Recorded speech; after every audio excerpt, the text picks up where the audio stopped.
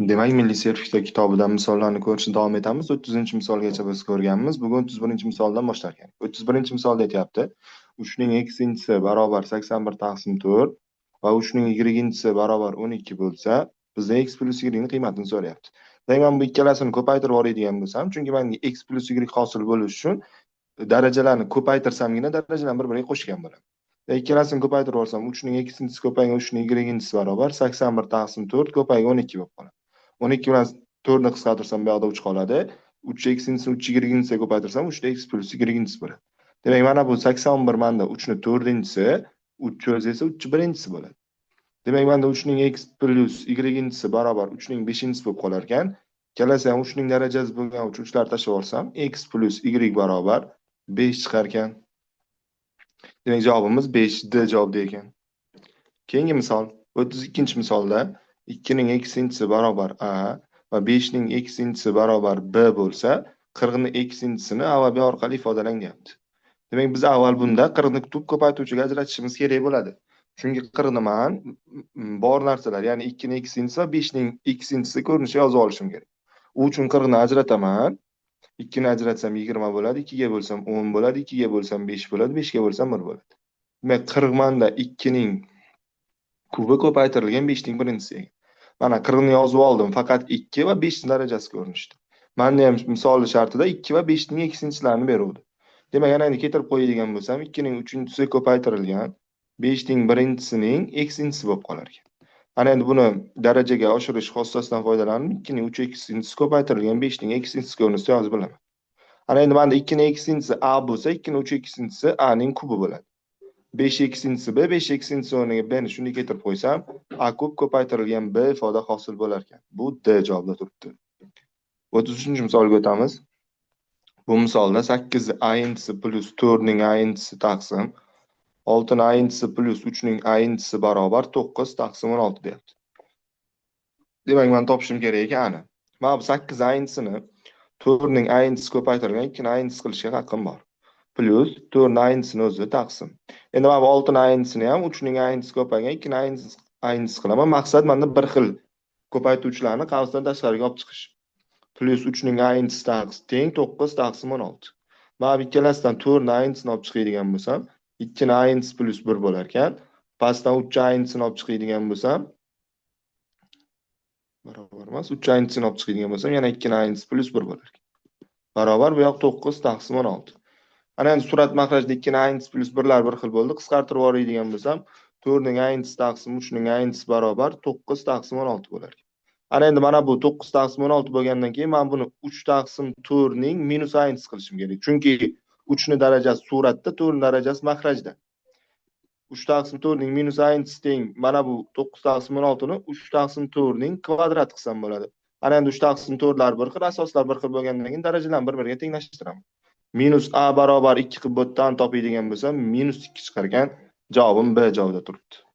Keyingi misol, 34-misolda 2 ning eksinchisi 34 34-misolda 2 ning eksinchisi barobar 2 bo'lsa, 2 ning x minus birinchisi plus 2 ning x plus birinchisini toping deyapti.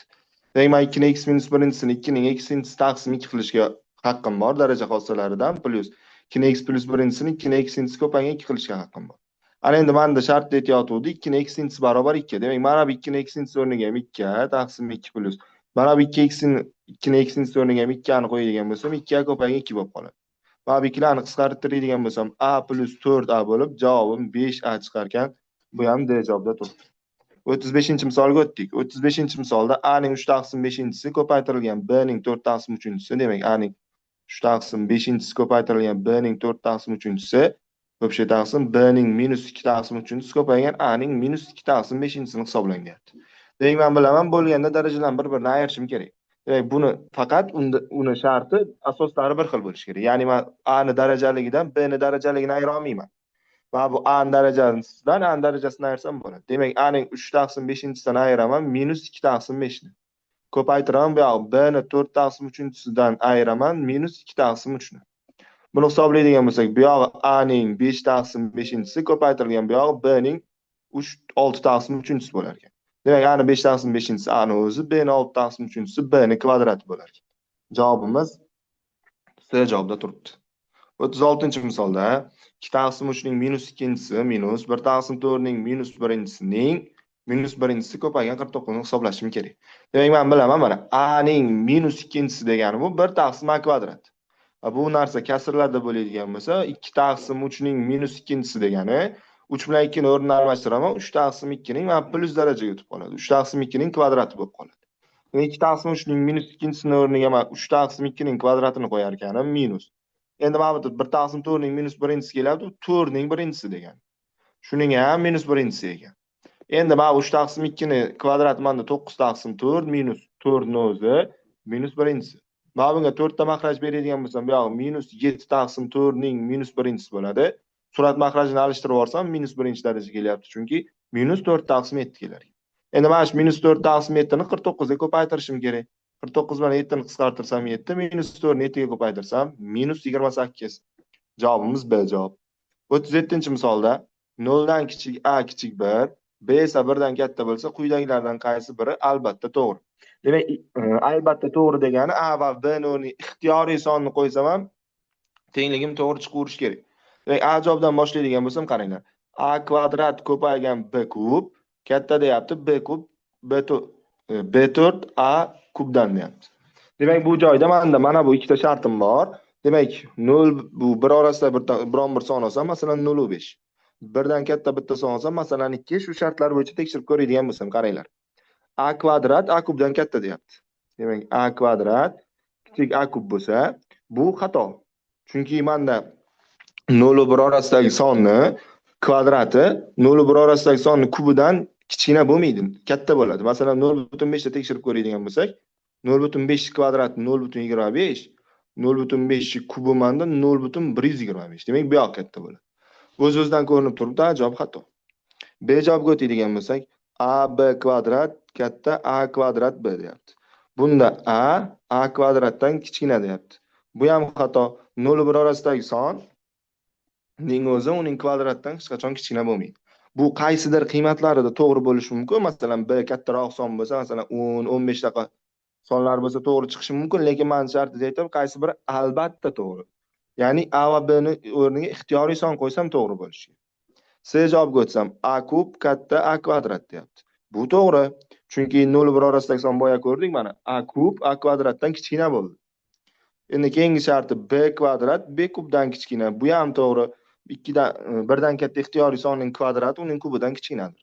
Mana endi bu ikkalasini ko'paytirib olsam ham A kub ko'paygan B kvadrat, A kvadrat ko'paygan B kubdan kichkina bo'lib qolar ekan. Demak, bu ixtiyoriy A va B'larda to'g'ri chiqar ekan, faqat A va B mana shu oralig'lardagi sonlar bo'lsa, javobim C javob ekan. 38-misolga o'tdim. 38da 2 ning aynisi teng 5, 5 ning b-inchisi teng 9. Demak, yozib olamiz. 2 ning aynisi teng 5 ekan. 5 ni b-inchisi teng 9 ekan.